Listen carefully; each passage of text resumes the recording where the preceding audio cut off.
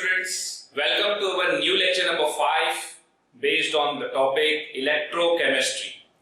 पिछले लेक्चर्स में हम लोगों ने इलेक्ट्रोलाइटिक कंडक्टेंस के बारे में सारे इंफॉर्मेशंस जान लिए थे और हम लोगों ने डी बाई हकल इक्वेशन तक पढ़ लिया था। डी बाई हकल इक्वेशन कंप्लीट करने के बाद अब हम लोग कलराश लॉ की तरफ आगे बढ़ रहे हैं, तो हेडिंग डाल देंगे कलराश लॉ। तो आज का अपना टॉपिक है कलराश लॉ। और देखिए कलराश लॉ है क्या। एक्चुअल में पिछली क्लास में हम लोगों ने डी बाई हकल इक्वेशन में क्या पढ़ा था कि वीक इलेक्ट्रोलाइट का लिमिटिंग मोलर कंडक्टिविटी या लिमिटिंग इक्विवेलेंट कंडक्टिविटी हम डायरेक्टली डिफाइन नहीं कर सकते, वीक इलेक्ट्रोलाइट में इनडायरेक्टली डिफाइन करते हैं कलराश लॉ की हेल्प से। तो कलराश लॉ है क्या आखिर वो समझ लेते हैं। तो देखिए है क्या, eight infinite dilution, at infinite dilution each electrolyte will be 100% dissociated, okay, act as strong electrolyte। तो ये भी स्ट्रॉन्ग इलेक्ट्रोलाइट के ऊपर बात की जा रही है। कलराश लॉ भी आपके लिए कलराश लॉ भी आप डायरेक्टली नहीं लगा सकते, इनडायरेक्टली लगा सकते हैं वीक इलेक्ट्रोलाइट पे। ओके, तो कलराश लॉ भी किसके लिए बना है, स्ट्रॉन्ग इलेक्ट्रोलाइट के लिए ही बात कर रहे हैं। तो आखिर लॉ क्या है, तो according to this law, according to this law,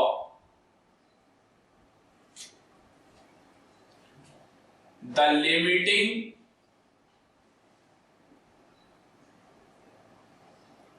equivalent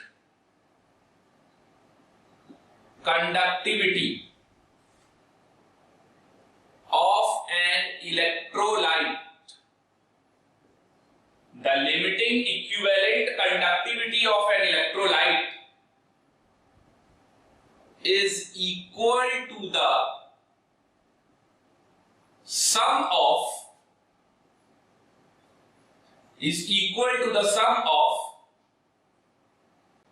limiting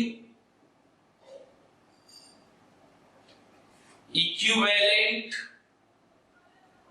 conductivity of cation and limiting equivalent conductivity of anion। इस बात को दूसरे तरीके से लिमिटिंग मोलर कंडक्टिविटी के टर्म में भी लिखा जा सकता है। वो भी कैसे लिखेंगे उसको भी समझ लेते हैं अभी।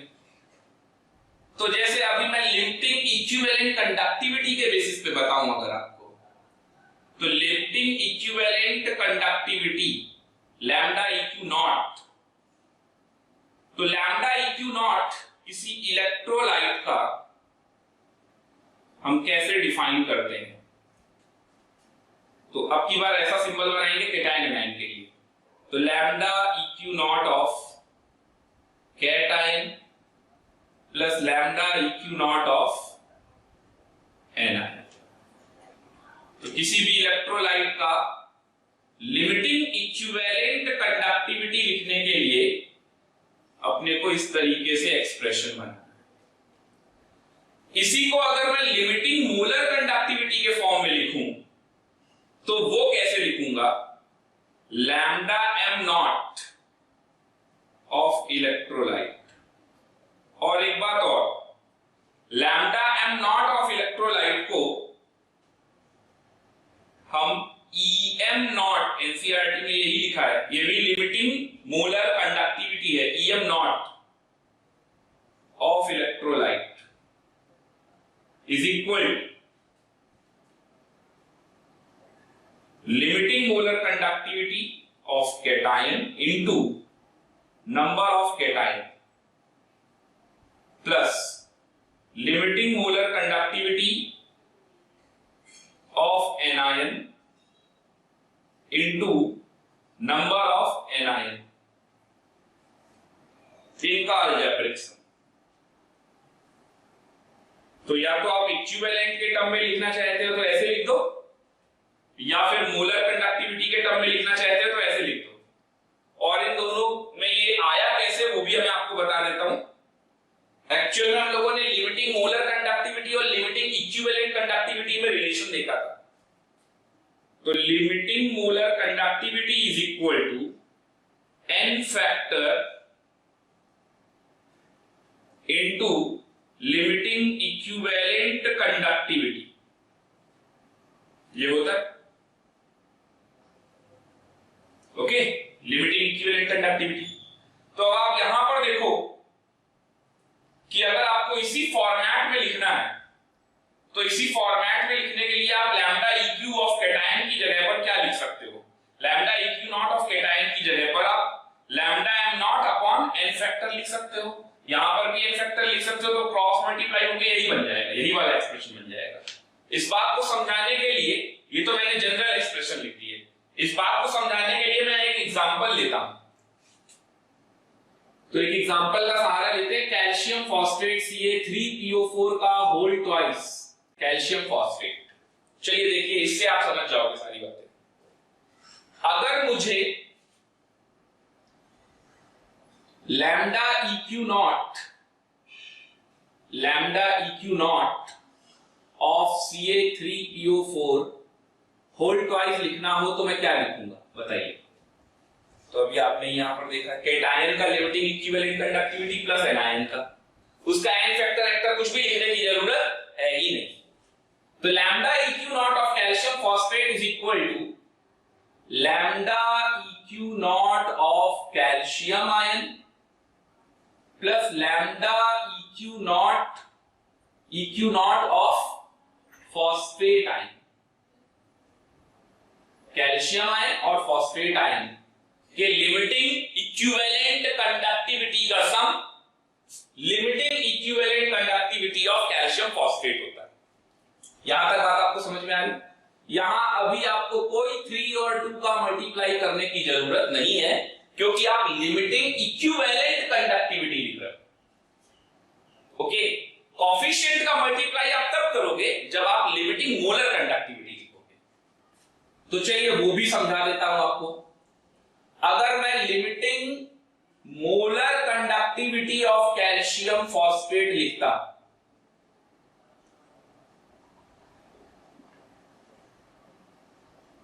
दोनों ही सिंबल आप यूज कर सकते हैं लिमिटिंग मोलर कंडक्टिविटी के लिए, तो वो क्या लिखता इस हिसाब से।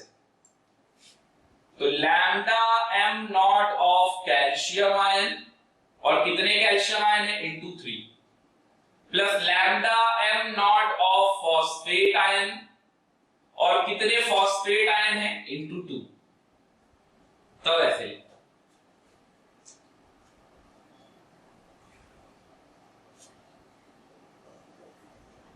इन दोनों में कोई डिफरेंस नहीं है, दोनों ही अपनी अपनी जगह पर बिल्कुल सही है।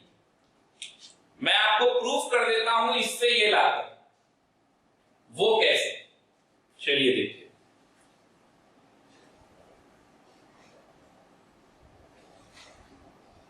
Lambda इक्यू not of Ca3PO4 whole twice, एक बार फिर से लिख लीजिए। तो वो lambda इक्यू not of calcium ion plus lambda इक्यू not of phosphate ion होगा। अब आप मेरे को बताओ, लिमिटिंग इक्विवेलेंट कंडक्टिविटी की जगह पर आप क्या लिख सकते हो? Limiting molar conductivity upon N factor.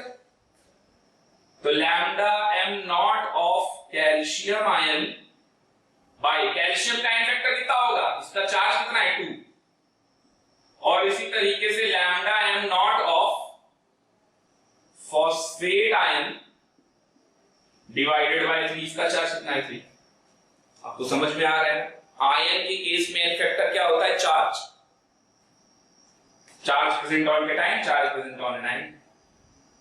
अब जरा देखिए, आप इसका एलसीएम ले लेंगे तो नीचे तो 6 आ जाएगा और यहां आ जाएगा 3 lambda m nought of calcium ion plus 2 lambda m nought of phosphate ion और डिवाइडेड बाय टोटल में क्या है 6 और ये क्या है lambda EQ not of Ca3PO4 का होल ट्वाइस।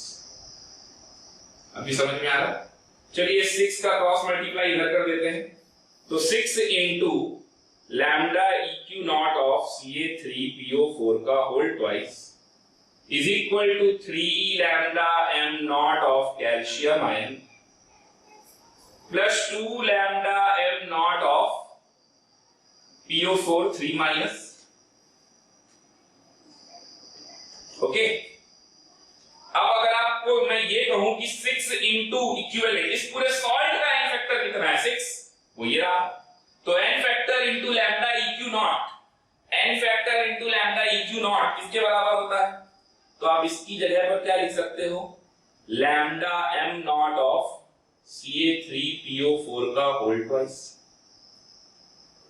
लिख सकते हो ना, and that is equal to, ये तो पूरा लिखा ही हुआ है, देखिए यही एक्सप्रेशन पूरा आ गया, तो 3 lambda m nought of calcium ion plus 2 lambda m nought of PO4 3 minus, तो ये बन गया।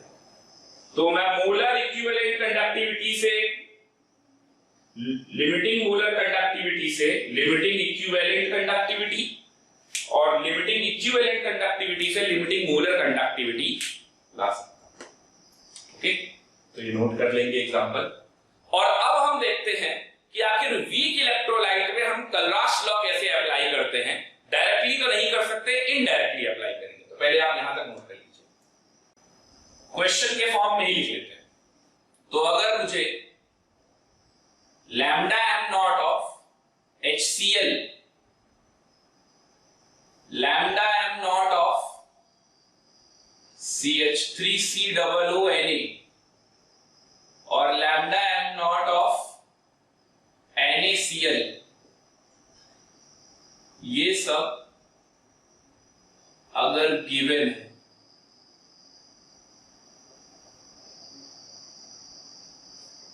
ओके, तो मुझे कैलकुलेट करना है lambda m nought of acetic acid, ये कैलकुलेट। आप ध्यान से देखिए, lambda m nought of strong electrolyte आपको गिवन है, HCl स्ट्रॉन्ग इलेक्ट्रोलाइट है, sodium acetate weak acid strong base का इलेक्ट्रोलाइट है, तो सॉल्ट है तो स्ट्रॉन्ग इलेक्ट्रोलाइट बोला जाएगा। NaCl strong acid strong base से बना हुआ इलेक्ट्रोलाइट है, तो वो भी स्ट्रॉन्ग इलेक्ट्रोलाइट है। तो स्ट्रॉन्ग इलेक्ट्रोलाइट की मदद से हम वीक इलेक्ट्रोलाइट का लिमिटिंग मोलर कंडक्टिविटी निकाल सकते हैं, या लिमिटिंग मोलर कंडक्टिविटी भी निकाल सकते हैं और लिमिटिंग इक्विवेलेंट कंडक्टिविटी भी निकाल सकते हैं। एक आ जाएगा तो दूसरा तो आ ही जाएगा। तो चलिए देखिए आखिर कैसे हम सॉल्व करेंगे। ओके, इसी में वैल्यू दे दी जाएगी तो क्वेश्चन बन जाएगा, पूरा न्यूमेरिकल बन जाएगा। अभी मैं आपको कॉन्सेप्चुअली ये समझा, तो lambda m nought of HCl को आप क्या लिख सकते हैं, lambda m nought of H plus ion, lambda m nought of Cl minus, ऐसा लिख सकते हैं। ये हो गया इक्वेशन नंबर 1। ठीक इसी तरीके से lambda m nought of CH3COONA, इसको क्या लिख सकते हैं, तो ये हो जाएगा lambda m nought of acetate ion plus lambda m nought of Na plus, equation number 2। फिर lambda m nought of NaCl को आप क्या लिख सकते हैं, अच्छा यहां तो सबका कोफिशिएंट भी 1 है, बट अगर किसी का कोफिशिएंट 2 या 3 होता तो यहां पर 2 और 3 का मल्टीप्लाई हो रहा होता और क्या होता। ओके, जैसे अगर यहां सोडियम एसिटेट की जगह बेरियम एसिटेट होता तो CH3COO होल ट्वाइस भी है, तो 2CH3COO होल ट्वाइस होता था, 2 × 2 हो जाता, और यहां बेरियम आ जाता। तो बिल्कुल उसी फंडे से करेंगे जैसे पीछे आपको बताया था, कैटायन एनायन के जो कोफिशिएंट होंगे उनका मल्टीप्लाई नंबर ऑफ कैटायन और एनायन। ओके, तो NaCl lambda m nought of Na plus lambda am not of Cl minus, equation number 3। अब आप देखो, मुझे lambda am not of acetic acid चाहिए, जिसको लिखना चाहिए lambda am not of acetate ion plus lambda am not of H plus ion. But ऐसा मैं लिख नहीं सकता, क्योंकि कलराश लॉ जो ऐसे लिखा जाता है वो स्ट्रॉन्ग इलेक्ट्रोलाइट के लिए लिखा जाता है। we cannot write like this because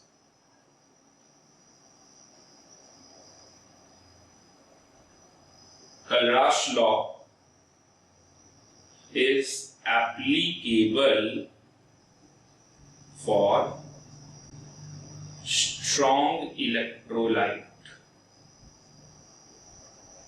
not for weak electrolyte। तो आना कुछ ऐसा चाहिए, अगर ये और ये वैल्यू आ जाए इनडायरेक्टली तो मेरा काम हो जाएगा, यानी मैं इनडायरेक्टली इसका limiting molar conductivity of acetic acid निकाल लूंगा। तो वो निकालने का तरीका क्या होगा, अब आपको कुछ समझ में आ गया होगा। इक्वेशंस इतनी बनाई हैं तो आपको दिख रहा होगा इनडायरेक्टली कैसे निकाल सकते हैं। डायरेक्टली तो नहीं लगा सकते, इनडायरेक्टली हम कलराश लॉ की हेल्प से निकाल देंगे। वो कैसे, मुझे H प्लस आयन चाहिए, H प्लस आयन कहां दिख रहा है इक्वेशन 1 में, मुझे एसीटेट चाहिए, वो कहां दिख रहा है इक्वेशन नंबर 2 में। लेकिन मुझे H प्लस इक्वेशन नंबर 1 से एक्स्ट्रा मिल गया Cl माइनस और इक्वेशन नंबर 2 से एक्स्ट्रा मिल गया Na प्लस, वो नहीं चाहिए तो वो हटा देंगे, NaCl हटा देंगे ये। तो equation number 1 plus equation number 2 minus equation number 3 कर लीजिए जरा। यानी आप क्या कर रहे हैं, आप limiting molar conductivity of acetic acid निकालने के लिए आप limiting molar conductivity of HCl plus limiting molar conductivity of sodium acetate और minus limiting molar conductivity of NaCl, आप ये कर, इसकी जो वैल्यू दी जाएगी वो आप लगा लीजिएगा। इनकी वैल्यू ना दी जाए तो केटायन आयन की जो वैल्यू दी जाएंगी उनके अकॉर्डिंग सॉल्व कर लीजिएगा। अब आप यहां पर देखो, इसको आप लिख रहे थे lambda am not of H plus lambda am not of Cl minus acetate lambda am not of Na plus minus lambda am not of Na plus minus lambda am not of Cl minus. तो अब आप देखो Cl minus cut गया और Na plus cut गया, तो रह क्या गया lambda am not of H plus lambda am not of acetate. Indirectly आया है नहीं,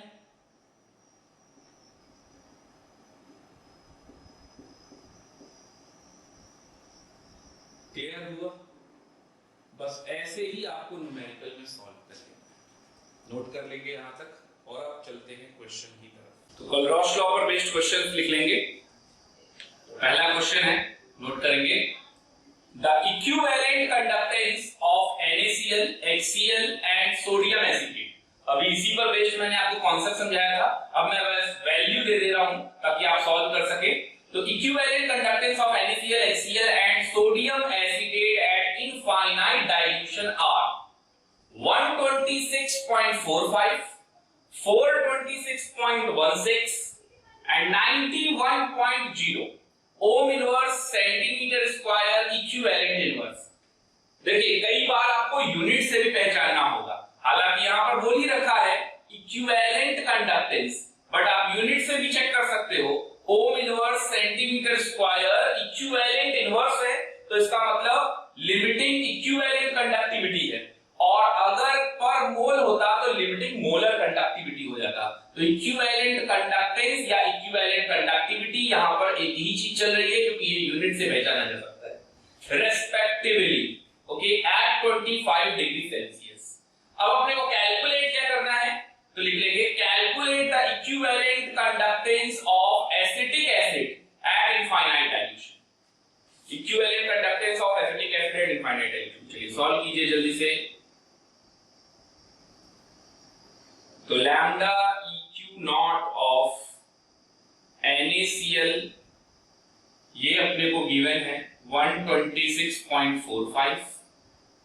इसी तरीके से लैम्डा इक्यू नॉट ऑफ HCl और lambda इक्यू not of CH3COONA sodium acetate, ये सब गिवन है।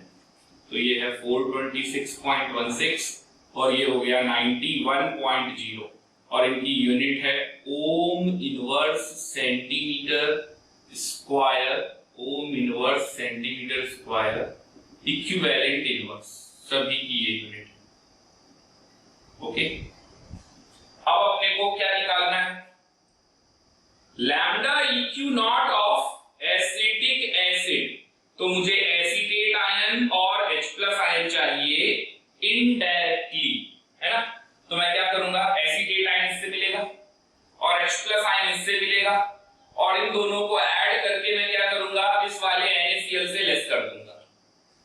तो lambda इक्यू not of acetic acid is equal to lambda इक्यू not of CH3COONA lambda इक्यू not of HCl minus lambda इक्यू not of NaCl। तो अब sodium acetate वाले में क्या वैल्यू दी गई है 91.0, HCl वाले के लिए क्या वैल्यू दी गई है 426.16 और NaCl के लिए क्या वैल्यू दी गई है 126.45। आप इसको कैलकुलेट कर लीजिए, आंसर आ जाएगा और ये आपका आंसर आएगा 390.17 ओम inverse centimetre square equivalent inverse. Note कर लेंगे 390.7 ओम inverse centimetre square equivalent inverse. Okay, तो ये हमारा हो गया आंसर। तो आंसर आ गया 390.7 ओम इनवर्स सेंटीमीटर स्क्वायर। अब चलते हैं सेकंड क्वेश्चन पे।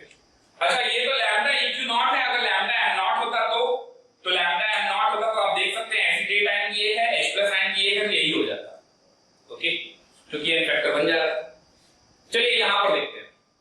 अब देखिए यहां पर मैंने थोड़ा सा चेंज किया आपको थोड़ा कंफ्यूज करने के लिए। Lambda naught of ammonium, lambda naught of aluminium, lambda naught of sulphate ion दिया है। अब ये कौन सा लैम्डा नॉट है, लैम्डा एम नॉट है कि लैम्डा इक्यू नॉट है, पता नहीं। तो ये आपको खुद पता करना होगा और आप कैसे पता कर लोगे, ये पता कर लोगे आप यूनिट से। ये यूनिट आप देखो, तो सबसे पहले आप डेटा नोट कर लेंगे। Lambda naught of ammonia minus 200 siemens centimetre square mole inverse. Lambda naught of aluminium ion 300 siemens centimetre square mole inverse. Lambda naught of sulphate 125 siemens centimetre square equivalent inverse. Equivalent inverse ध्यान दीजिएगा। Calculate क्या करना है, lambda इक्यू not of aluminium ion, lambda इक्यू not of aluminium sulphate, lambda naught, M naught का मतलब क्या होता है, चाहे ईएम नॉट बोला जाए या फिर लिमिटिंग मोलर कंडक्टिविटी ही है। लिमिटिंग मोलर कंडक्टिविटी किसकी बतानी है आपको, NH4 whole twice SO4। Okay,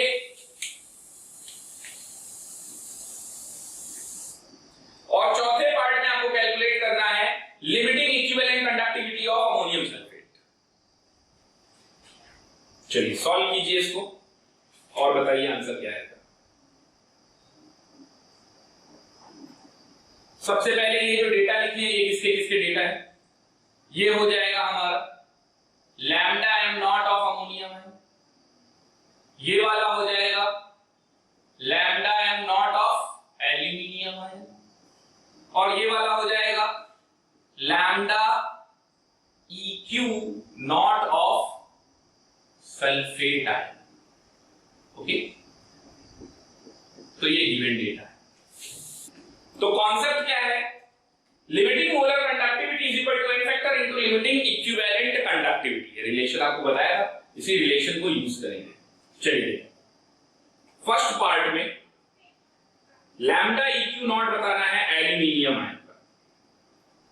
lambda EQ nought बताना है, तो मुझे लिमिटिंग मोलर कंडक्टिविटी तो दिया हुआ है lambda am not aluminium ion का, और उसमें अगर एन फैक्टर का डिवाइड कर दें तो ये हो जाएगा lambda am not of Al3 plus divided by N factor, divided by N factor EQ naught आ जाएगा। ये वैल्यू कितनी दी हुई है 300 डिवाइडेड बाय इसका एन फैक्टर कितना होगा एल्यूमिनियम आयन का, इसका चार्ज यानी 100। पहले पार्ट का आंसर आ गया 100। ओके, 100 क्या? तो 100 साइमन सेंटीमीटर स्क्वायर और इक्विवेलेंट इनवर्स। ओके, चलते हैं नेक्स्ट में, सेकंड पार्ट पे आते हैं। सेकंड पार्ट में मेरे को लैम्डा EQ नॉट है ना, यानी ये वाला सिंबल है, इसको ऐसे बना देंगे। तो मुझे lambda EQ not of Al2SO4 का होल थ्राइस चाहिए। तो क्या ये lambda EQ not of aluminium ion plus lambda EQ not of sulphate ion, यही तो होगा lambda EQ not of sulphate ion. Aluminium ion का लैम्डा EQ नॉट कितना आया है? अभी आया है 100, और सल्फेट का कितना दे रखा है लैम्डा EQ नॉट 125, तो ये कितना हो गया 225। ओके, तो सेकंड पार्ट का आंसर आ गया, ये आंसर है, और सेकंड पार्ट का आंसर आ गया 225 Simon centimetre square equivalent inverse. ये आंसर आ गया सेकंड पार्ट। चलिए इसी तरीके से third part, limiting molar conductivity of ammonium sulphate. तो थर्ड पार्ट पे आते हैं, limiting molar conductivity of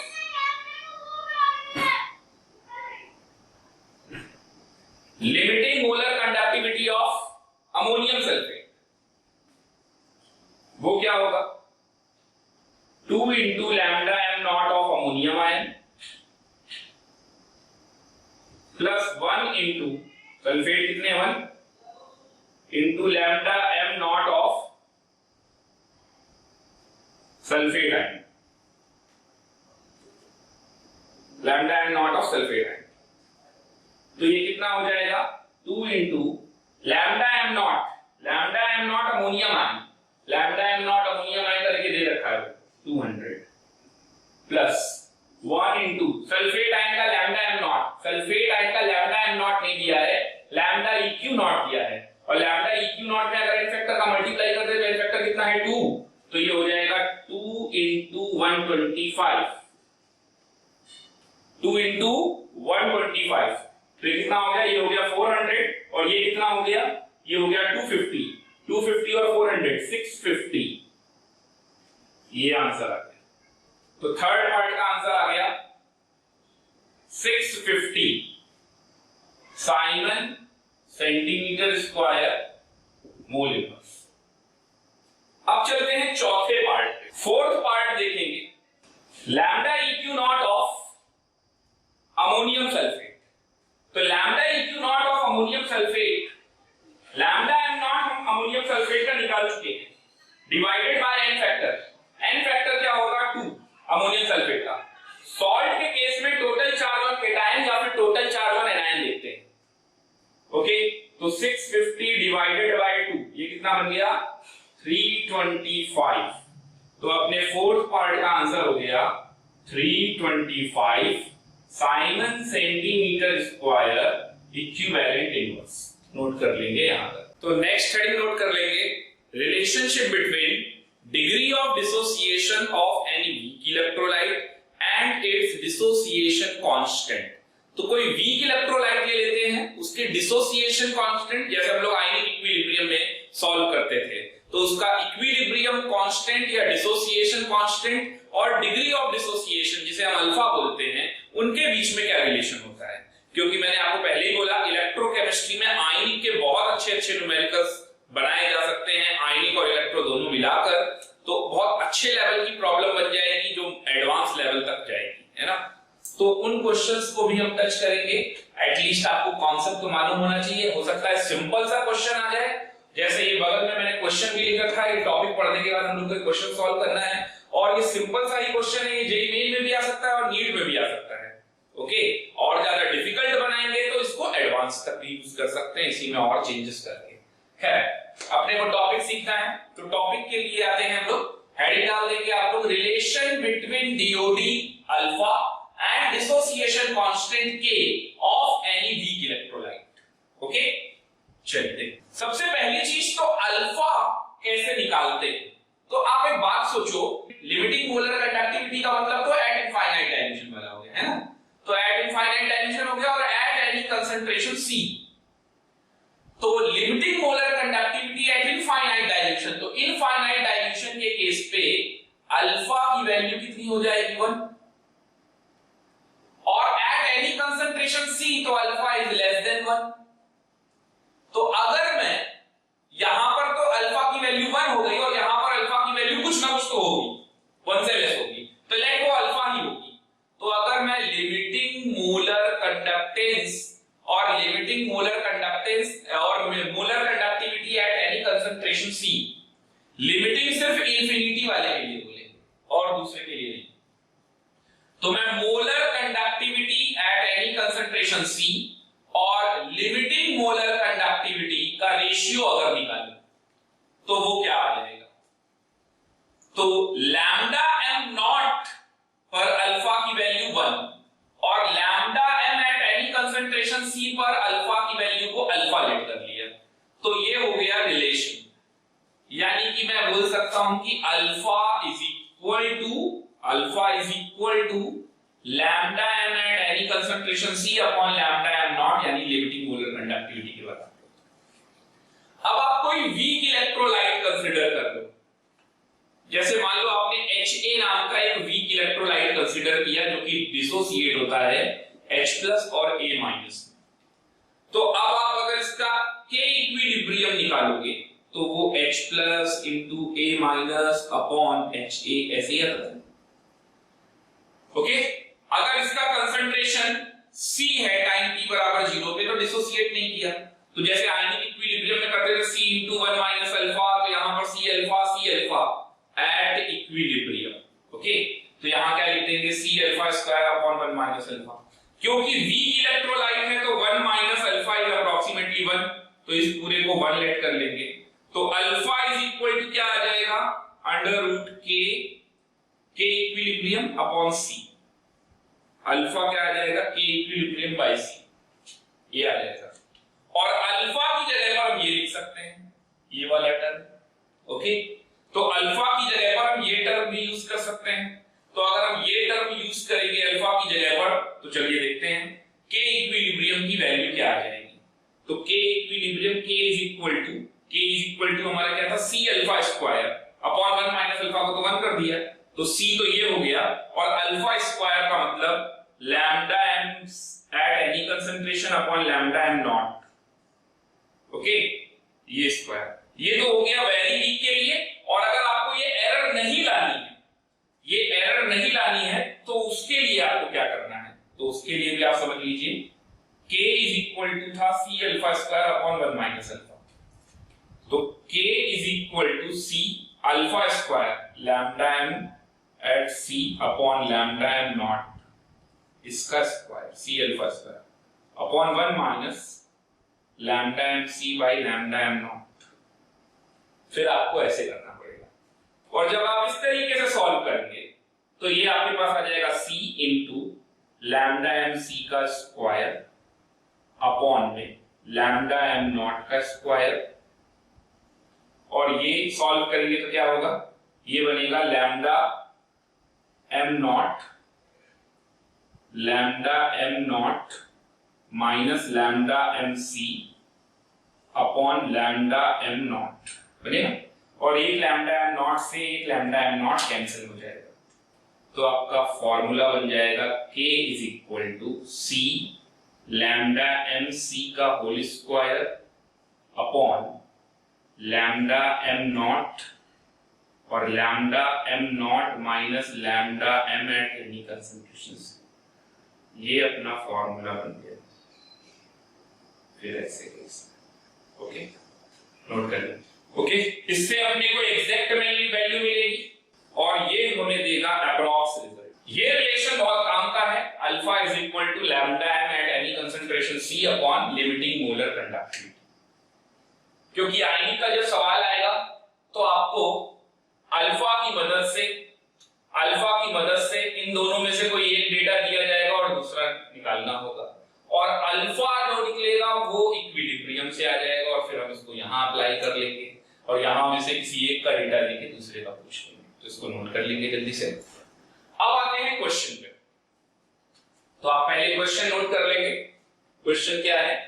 the conductivity of an electrolyte of an aqueous solution, the conductivity of an aqueous solution of weak monoprotic acid is 3.4 into 10 to the power of minus 4 ohm inverse centimeter inverse। Unit से पहचानो क्या दिया गया है।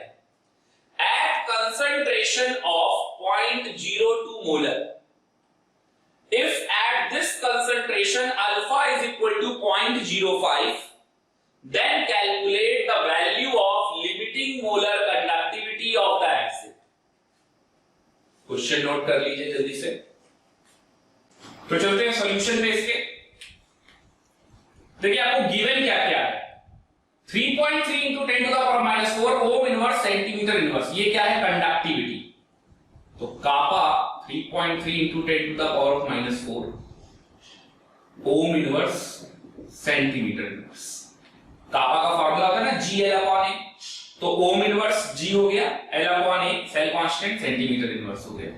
इसके साथ साथ आपको मोलैरिटी कंसंट्रेशन कितना दिया हुआ है? 0.02 मोलर, और अल्फा कितना दिया हुआ है? 0.05। और आपको निकालना क्या है? Limiting molar conductivity of the acid. Okay, तो आप फॉर्मूला कौन सा लगाएंगे? सबसे पहले तो आप देखिए यहां पर आपके पास फॉर्मूला ये निकालना है lambda limiting molar conductivity of acid. तो आप ये फॉर्मूला लगा सकते हैं। आपको अल्फा गिवन है, लैम्डा एम नॉट पूछा गया, अगर आपने लैम्डा एम सी निकाल लिया तो आपका आंसर आ जाएगा। तो मोलर कंडक्टिविटी कैसे निकालेंगे वो जानना है। तो molar conductivity at any concentration c of the acid is equal to kappa into 1000 upon m, यही होता है। तो कापा कितना है? 3.3 into 10 to the power minus 4 into 1000 upon m कितना है? मोलैरिटी 0.02। ओके, अब आप इसको सॉल्व करेंगे अगर, तो कैसे सॉल्व होगा? ये 100 ऊपर आ जाएगा, तो ये 2 और 2 4 0, ये तो कैंसिल हो गए। ये आ गया 33/2। ओके, 33/2 मतलब 16.5। ओके, ये आ गया। अब अल्फा इज इक्वल टू क्या होता है? Molar conductivity upon limiting molar conductivity. तो लिमिटिंग मोलर कंडक्टिविटी क्या हो जाएगा? 16.5 यानी 33/2। ऐसे लिखना आसान है, 33/2 और डिवाइडेड बाय अल्फा। तो अल्फा कितना है? 0.05। इसको सॉल्व करेंगे तो ये आ जाएगा 3300 डिवाइडेड बाय 10। तो देखिए कितना आसान हो गया, 330 आंसर। और इसकी यूनिट क्या होगी? तो इसकी यूनिट होगी ओम inverse centimetre square mole inverse. Note कर लेंगे। तो अपना आंसर हो गया 330 ओम inverse centimetre square mole inverse. ये अपना आंसर नोट कर लिया यहां तक। चलिए नेक्स्ट स्टडी डाल देंगे, solubility and solubility product of a sparingly soluble salt. Ionic equilibrium और इलेक्ट्रोकेमिस्ट्री में फिर से एक नए टाइप का कंसेप्ट आ रहा है। तो सॉल्युबिलिटी और सॉल्युबिलिटी प्रोडक्ट को इंट्रोड्यूस कर रहे हैं इलेक्ट्रोकेमिस्ट्री में। solubility and solubility product of a sprangly soluble salt। इसका क्या मतलब होगा? For saturated solution, क्योंकि हम लोग solubility product कब निकालते हैं? Saturated की कंडीशन पे। For saturated solution of a sparingly soluble salt is possible, for a sparingly soluble salt or saturated solution of a sparingly soluble salt, it is possible only at infinite dilution, only at infinite dilution। तो देखिए molar conductivity का formula बनता था kappa into 1000 upon M. यहां पर m क्या था? Molarity at any concentration c. अगर मैं इसको इनफाइनाइट डाइल्यूशन की तरफ लेकर जाऊं तो इनफाइनाइट डाइल्यूशन यानी लिमिटिंग मोलर कंडक्टिविटी के केस में ही कोई स्प्रैंगली सॉल्यूबल सॉल्ट की सॉल्युबिलिटी डिफाइन होगी। तो यहां m की जगह आपको सॉल्युबिलिटी s का यूज कर लेना है और तब ये बन जाएगा लैम्डा m नॉट। क्यों? क्योंकि इनफाइनाइट डाइल्यूशन पर जब आप मोलर कंडक्टिविटी निकालेंगे तो वही आपका बन जाएगा लिमिटिंग मोलर कंडक्टिविटी। और वो स्प्रैंगली सॉल्युबल सॉल्ट है तो वो सैचुरेट तो होगा ही इनफाइनाइट डाइल्यूशन की कंडीशन पर। अब ये फॉर्मूला यूज करके आपको आयनिक्स का इक्विलिब्रियम में चले जाना है और सॉल्युबिलिटी कैलकुलेट कर लेना है। तो अगर आप एक बार सॉल्युबिलिटी ले आए तो फिर आप KSP भी ले आओगे, सॉल्युबिलिटी प्रोडक्ट आ जाएगा ना। जैसे कि अगर आपका AB टाइप का सॉल्ट है और अगर वो A+ और B- में आता है जिसकी सॉल्युबिलिटी SS है और यहां से आपने S निकाल लिया तो इसका KSP कितना हो जाएगा? S²। ठीक इसी तरीके से अगर आपका AB2 टाइप का सॉल्ट है और वो A2+ और 2B- में टूटता है तो सॉल्युबिलिटी आपने यहां से निकाल ली S और ये हो गया 2S, तो ये KSP कितना हो जाएगा? फिर ऐसे केस में KSP हो जाएगा 4S³। ये वही आयनिक इक्विलिब्रियम के फंडे चलेंगे। तो जनरल अगर मैं आपको बता दूं कि आपके पास AXBY नाम का सॉल्ट है और वो XAY+ प्लस YBX- बनाता है जिसकी सॉल्युबिलिटी यहां से XS और यहां से YS हो जाएगी। तो इतना दिमाग लगाने की जरूरत नहीं है कौन किस में टूटेगा, आप सीधा याद रखो जनरल फंडा जो आयनिक इक्विलिब्रियम में भी बताया था। KSP इज इक्वल टू ये जो टर्म दिख रहा है आपको x की पावर x, ये जो टर्म दिख रहा है y की पावर y और s की पावर x प्लस y, जिसमें कि s आप यहां से निकाल लेंगे, x और y आपके लिए नंबर होंगे। तो आपको जनरल फॉर्मेट मिल जाएगा सॉल्युबिलिटी प्रोडक्ट का। अब आप इसको कहीं पे भी लगाओ, AB टाइप, AB2, A2B कहीं पे, ओके, नोट कर लेंगे यहां तक। तो चलते हैं अपने नेक्स्ट टॉपिक पे और लास्ट टॉपिक पे। और अब हमें पढ़नी है कुछ कॉमर्शियल बैटरीज। कॉमर्शियल बैटरीज में दो टाइप की बैटरी होती है, एक होता है प्राइमरी बैटरी और एक होता है सेकेंडरी बैटरी। प्राइमरी बैटरी वो होता है जिसे हम फर्दर रिचार्ज नहीं कर सकते, एक बार यूज कर लिया तो फिर उसके बाद रिचार्ज नहीं कर सकते। जैसे मार्केट में आने वाला ड्राई सेल, मरकरी सेल, ये कैसे हैं? प्राइमरी बैटरीज में आते हैं। सेकेंडरी बैटरीज में लेड स्टोरेज बैटरी, तो lead storage battery can be further used. जो इन्वर्टर में बैटरी है वो लेड स्टोरेज बैटरी, उसको फर्दर रिचार्ज किया जा सकता है, फर्दर यूज किया जा सकता है। इसके साथ साथ हम कुछ सेल भी पढ़ेंगे जैसे कि फ्यूल सेल, और हमें एक टॉपिक और देखना है जो कि एनसीईआरटी में दिया हुआ है, कोरोजन ऑफ आयरन, तो रस्टिंग ऑफ आयरन देखना है। तो अपना ये थोड़ा सा थ्योरेटिकल पार्ट बचा हुआ है, तो इस थ्योरेटिकल पार्ट को भी उतने ही इंपॉर्टेंस से हम स्टडी करेंगे। ओके, चलिए तो फर्स्ट हेडिंग डाल देंगे बैटरीज में प्राइमरी बैटरी। प्राइमरी बैटरी में क्या पढ़ने जा रहे हैं हम? Dry cell. तो चलिए ड्राई सेल पढ़ते हैं। सबसे पहला पॉइंट तो आप नोट कर लेंगे, it is a primary battery which can not be further recharged. ये पॉइंट मैंने आपको बता ही दिया, it can not be further recharged. Okay, next, अब देखिए आपको कोई भी बैटरी पढ़नी कैसे, आपको क्या क्या बातें मालूम होनी चाहिए, ज्यादा कहानी आपको नहीं पता होनी चाहिए, आपको सिर्फ कुछ कुछ पॉइंट इंपॉर्टेंट वो पता होने चाहिए। वो मैंने बोर्ड पे देखिए मेंशन भी कर रखा है। एनोड किस मेटल का है, कैथोड किस चीज का बना है, इलेक्ट्रोलाइट कौन सा यूज हो रहा है बैटरी में, ईएमएफ कितना जनरेट कर सकता है, एनोड की रिएक्शन, कैथोड की रिएक्शन और ओवरऑल रिएक्शन।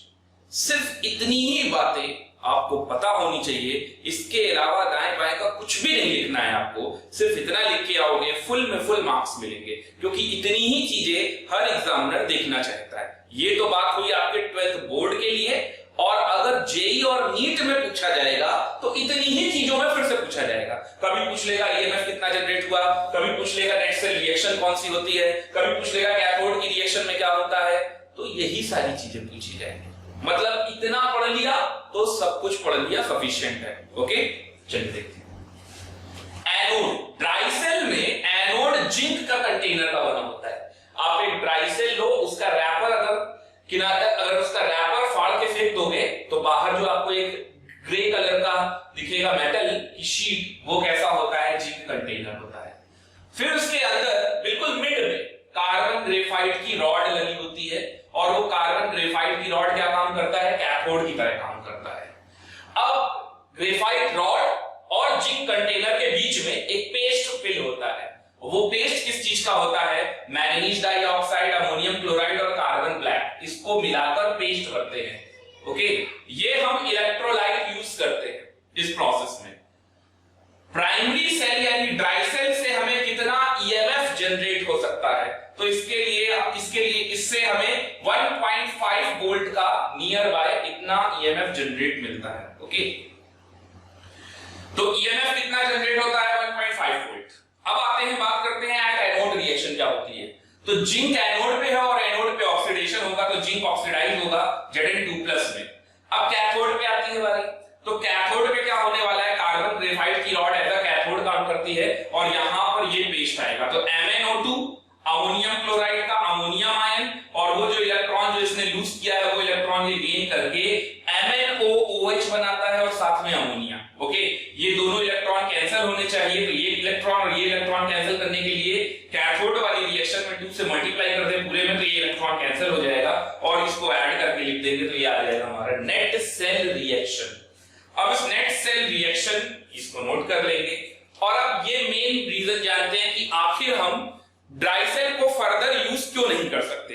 तो जरा नेट सेल रिएक्शन में देखिए, एक तो जिंक आयन बन रहा है और दूसरा अमोनिया बन रहा है। तो जिंक आयन और अमोनिया आपस में मिलकर एक कॉम्प्लेक्स का फॉर्मेशन कर देते हैं, और वो कॉम्प्लेक्स की वजह से इसको फर्दर रिचार्ज हम नहीं कर सकते। Okay, due to the formation of zinc complex this cell can not be further use after discharging. तो जिंक आयन प्लस अमोनिया आपस में मिलकर टेट्रामीन जिंक आयन का कॉम्प्लेक्स का फॉर्मेशन कर देते हैं। ओके, तो यहां तक नोट कर लेंगे पूरा, और अब चलते हैं अपने सेकेंड प्राइमरी सेल पे, प्राइमरी बैटरी पे।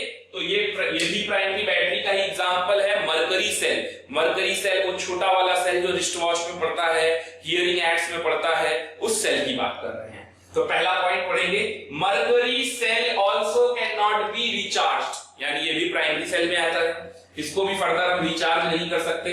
This cell is suitable for low current devices. Low current devices कैसे, जैसे रिस्ट वॉच, हियरिंग एड्स, इस तरीके के। ओके, फिर से आ जाते हैं यहां पर, एनोड किसका बना है, तो अब की बार जिंक अमलगम का एनोड होता है, cathode carbon graphite rod plus HgO mercuric oxide का पेस्ट लेते हैं।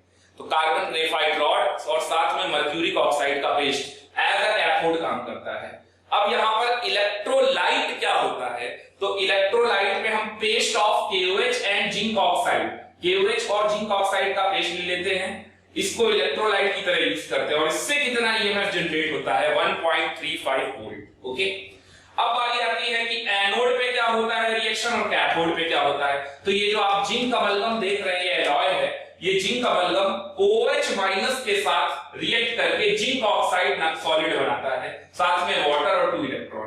अब कैथोड पे क्या होगा, तो कैथोड पे जो आप HgO देख रहे हैं, HgO वाला paste, HgO plus water plus electron आपस में मिलकर मरकरी लिक्विड प्लस OH- बनाते हैं।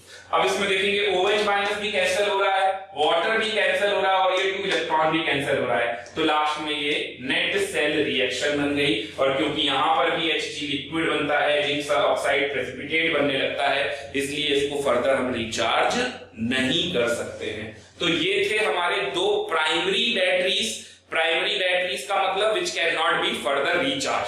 अब हम चलते हैं सेकेंडरी बैटरी की तरफ, और सेकेंडरी बैटरी में मोस्ट इंपॉर्टेंट एक ही पढ़ना है अपने को, लेड स्टोरेज बैटरी। तो नेक्स्ट टॉपिक पे आते हैं, lead storage battery. Secondary cell है ये, यानी इसको फर्दर रिचार्ज कर सकते हैं।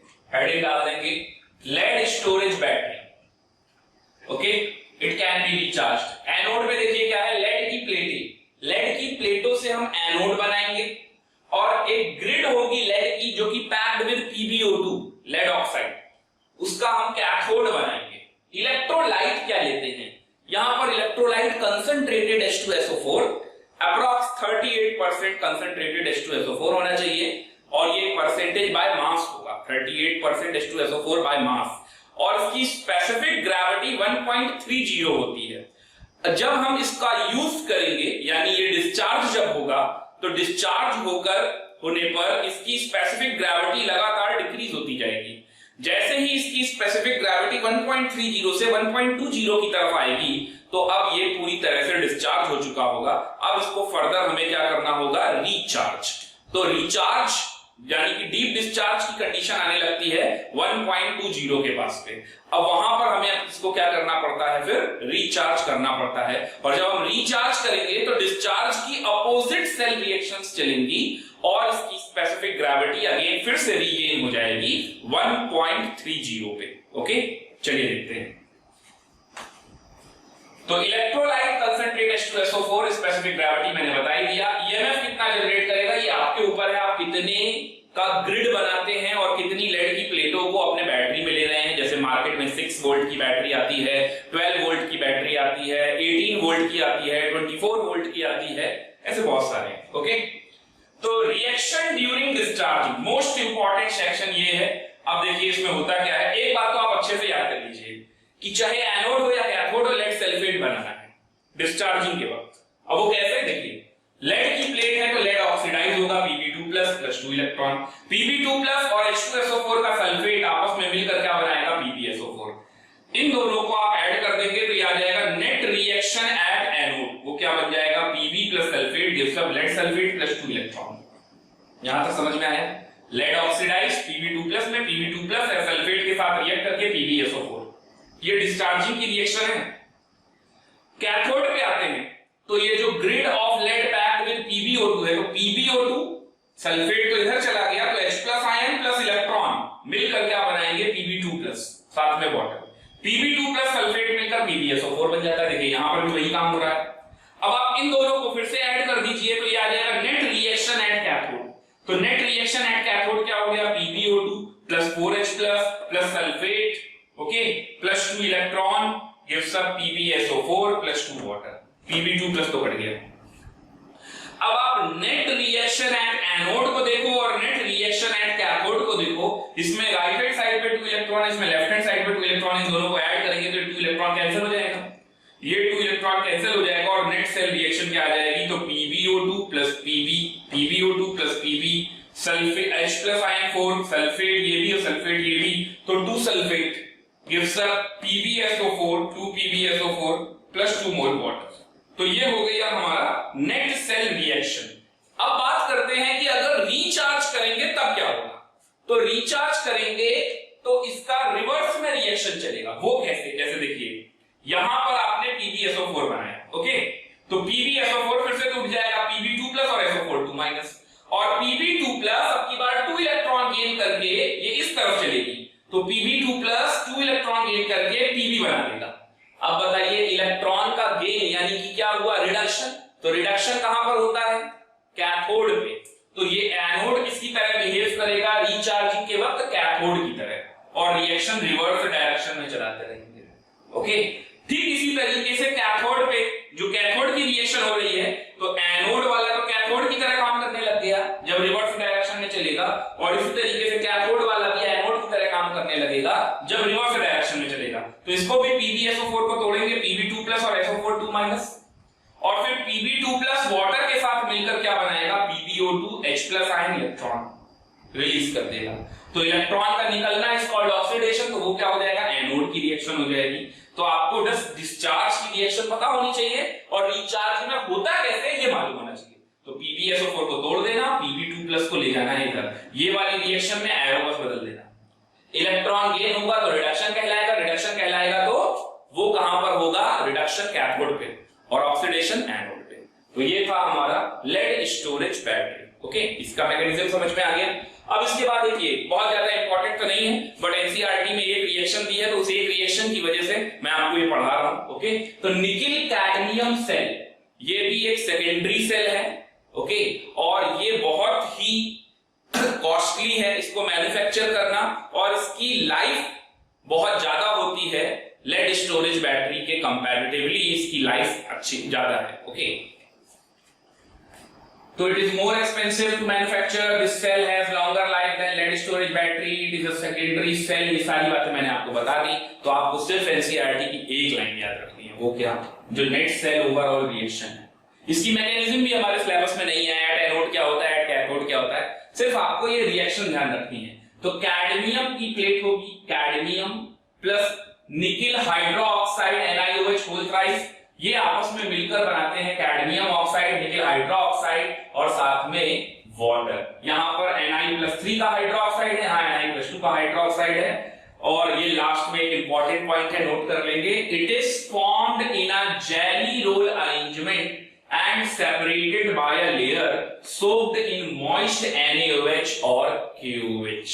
ये जो सेल बनता है jelly arrangement, jelly roll arrangement की तरह बनता है।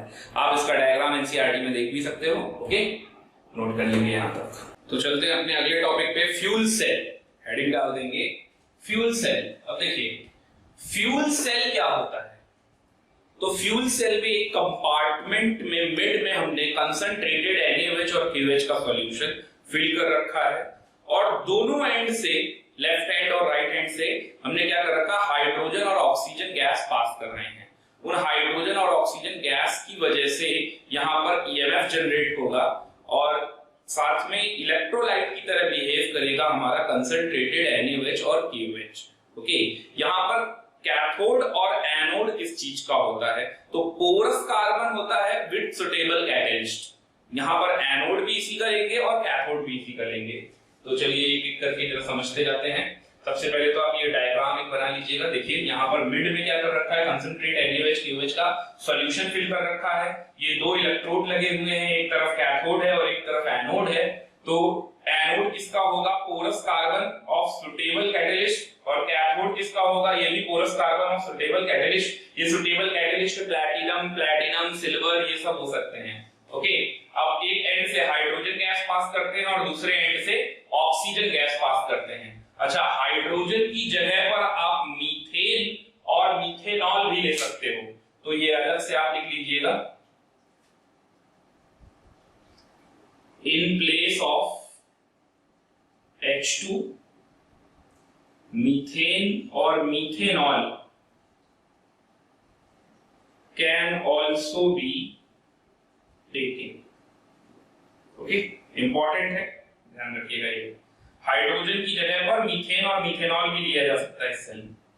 ओके, एनोड और कैथोड तो मैंने आपको बता ही दिया, porous carbon of suitable catalyst like platinum और silver. Okay, electrolyte concentrated NaOH और KOH का सॉल्यूशन फिल करते हैं मिड में। इससे हमें कितना EMF मिलने वाला है, 0.9 वोल्ट का। इसकी एफिशिएंसी कितनी है सेल की, 60 to 70%। ये प्रैक्टिकली है लेकिन थ्योरेटिकली हम एक्सपेक्ट करते हैं 95% का। ओके, कंसंट्रेटेड NaOH और KOH is placed in between the electrodes to act as electrolyte. Hydrogen and oxygen gas are bubbled through the porous electrode into KOH solution. इसमें operational temperature लेते हैं 70 से लेकर 140 डिग्री सेल्सियस तक। पहले तो आप यहां तक नोट कर लीजिए और अब आ जाते हैं सेल रिएक्शन पे। तो सेल रिएक्शन में देखिए क्या होता है, यहां से जो पास कर रहे हैं हम हाइड्रोजन गैस, वो OH माइनस आयन के साथ कंबाइन करके वाटर और 4 इलेक्ट्रॉन रिलीज करता है। और कैथोड पे क्या होता है, O2 और वाटर और 4 इलेक्ट्रॉन मिलकर OH माइनस बना देते हैं। इसको आप ऐड करेंगे तो नेक्स्ट सेल रिएक्शन आ जाएगी। तो 4 इलेक्ट्रॉन कैंसिल, 4OH कैंसिल, ये 2H2 plus O2, 2H2 plus O2 gives up 4H2 यहां था और 2H2 चला जाएगा तो 2H2 बचेगा। तो ये है हमारा फ्यूल सेल। इंपॉर्टेंट पॉइंट ये है, हाइड्रोजन की जगह पर आप मीथेन और मीथेनॉल भी ले सकते हैं। तो ये कंप्लीट हुआ हमारा फ्यूल सेल। और अब चलते हैं इस चैप्टर के लास्ट हेडिंग पे, कोरोजन। तो कोरोजन क्या होता है देखेंगे। कोरोजन वर्ड का मतलब क्या है? एक्चुअल में एटमॉस्फेयर में प्रेजेंट जो गैसें हैं लाइक O2, CO2, ये गैसें जब किसी मेटल की सरफेस पर आती हैं और उससे उसका ऑक्साइड, सल्फाइड, कार्बोनेट ये सब बनाती हैं और मेटल का डिके होना चालू हो जाता है, इसी को कहते हैं कोरोजन। ओके, अब अपने सिलेबस में कोरोजन में रस्टिंग ऑफ आयरन अपने को पढ़ना है। तो सबसे पहले तो आप कोरोजन वर्ड का मतलब लिख लेंगे, the process of slowly heating away of the metal due to the attack of atmospheric gases, due to the attack of atmospheric gases on the surface of metal, resulting in the formation of oxide, sulfide, carbonate, etc. is called corrosion. Okay. अब rusting of iron की mechanism देखते हैं। तो इसमें first step है जिसमें iron क्या होता है, डिसॉल्व्ड O2 और CO2 के साथ कांटेक्ट में आता है और ऑक्सीडाइज हो जाता है। ऐसे तो कोई मेटल ऑक्सीडाइज होगा नहीं, तो आयरन सबसे पहले एटमॉस्फेयर में प्रेजेंट गैसों के कांटेक्ट में आने की वजह से ऑक्सीडेशन देता है। तो Fe जाता है Fe2+ में +2 इलेक्ट्रॉन। इसका SRP स्टैंडर्ड रिडक्शन पोटेंशियल होता है -0.44 वोल्ट। तो ये OEP चाहिए मुझे SOP, तो SOP कितना हो जाएगा +0.44 वोल्ट। नेक्स्ट आते हैं, Fe ने जितना इलेक्ट्रॉन लूज किया वो इलेक्ट्रॉन कौन गेन कर लेगा, H+ ion. The electron lost by Fe are taken up by H+ ion produced on the surface of metal by H2CO3। तो ये H+ आयन कहां से आ रहा है, कार्बोनिक एसिड H2CO3 से आ रहा है, और ये H2CO3 से जो H+ आयन आ रहा है वो क्या करेगा, ये जो Fe ने जो इलेक्ट्रॉन दिए हैं वो ये गेन कर लेगा। तो जरा देखेंगे कैथोड की रिएक्शन, क्योंकि यहाँ ऑक्सीडेशन हुआ इसलिए इसको एनोड बोला, और यहाँ पर रिडक्शन होने वाला है इसलिए इसको कैथोड बोला। तो H+ ion plus O2 plus 4 electron मिलकर 2 वाटर, और इसका E0 अगर आप देखेंगे तो अब की बार मेरे को SRP ही चाहिए, और वो SRP वैल्यू 1.23 वोल्ट। यहां पर जो ऑक्सीजन है वो ऑक्सीजन डायरेक्टली इलेक्ट्रॉन गेन करके OH- भी बना सकती थी। तो ये नोट करके पॉइंट लिख लीजिएगा, द डिसॉल्व्ड ऑक्सीजन में take up electron directly to form OH- ion. O2 + 2 water plus 4 electron gives a 4 OH-। तो O2 को H+ आयन की जरूरत नहीं भी है, वो डायरेक्टली वाटर और 4 इलेक्ट्रॉन गेन करके OH- हाइड्रोक्साइड आयन बना देगा। ओके, अब अगर आप क्या करते हैं इसमें, एनोड की रिएक्शन और कैथोड की रिएक्शन से अगर आप नेट सेल रिएक्शन जनरेट करेंगे तो नेट सेल रिएक्शन आ जाएगी। इसमें 2 इलेक्ट्रॉन है, यहाँ 4 इलेक्ट्रॉन है, ऊपर वाले में 2 से मल्टीप्लाई करना पड़ेगा। तो 4 इलेक्ट्रॉन कैंसिल हो जाएगा, ये आ जाएगा 2Fe plus 4H+ plus O2 gives up 2Fe2+ plus 2 water. Okay, और इसका EMF कितना होगा, तो 0.44 और 1.23 को ऐड कर दीजिए, 1.67 वोल्ट आ जाएगा। तो इससे EMF भी जनरेट किया जा सकता है, जो कि नेट सेल रिएक्शन आ जाएगा वो जनरेट करेगा। अब बात आती है रस्ट क्या होता है, रस्ट कहां से आया। तो देखिए जो Fe2+ है ये वाटर और O2 आपस में मिलकर फेरिक ऑक्साइड बनाते हैं Fe2O3, और साथ में H+ आयन रिलीज करते हैं।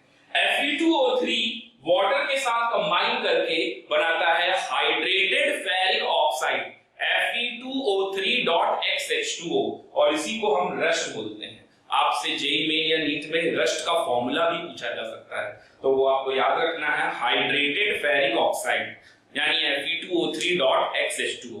और इसी के साथ हमारा ये चैप्टर इलेक्ट्रोकेमिस्ट्री फिनिश होता है। अब आप सारे एनसीईआरटी के और एनसीईआरटी एग्जाम्पलर के क्वेश्चंस लगाएंगे, और जितने भी आपके पास डीपीपी या असाइनमेंट्स हैं तो आप उनको भी ट्राई करेंगे और इन क्वेश्चंस को ट्राई करेंगे। Okay, thank you.